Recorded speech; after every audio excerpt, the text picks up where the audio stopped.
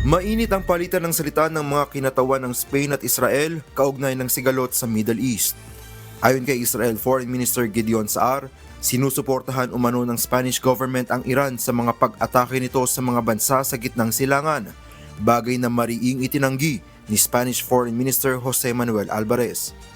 Ayon kay Alvarez, may coherent foreign policy ang Spain at walang batayan ang mga paratang ni Saar na sumusuporta ito sa Iran o sa ibang tyrants.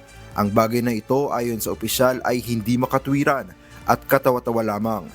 Ayon pa kay Alvarez, katunayan nito ay kinokondena ng Spain ang mga paglabag sa karapatang pantao ng rehimen ng Iran at nakasuporta ang kanilang gobyerno sa mga sibilyan na mamamayan ng Iran. Kasama rin ng Spain sa mga nananawagan na itigil na ang gyera at sa halip ay gawing diplomatiko ang paglutas sa sigalot sa gitnang silangan. Samantala, mariin namang binatikos ni Spanish Prime Minister Pedro Sanchez ang unilateral military action ng US at Israel laban sa Iran. Aniya, mas pinapalala lamang ng Amerika ang sigalot na lalong naglalagay sa mga bansa sa mundo sa malaking panganib. Raven Campos, humahataw sa balita ngayon.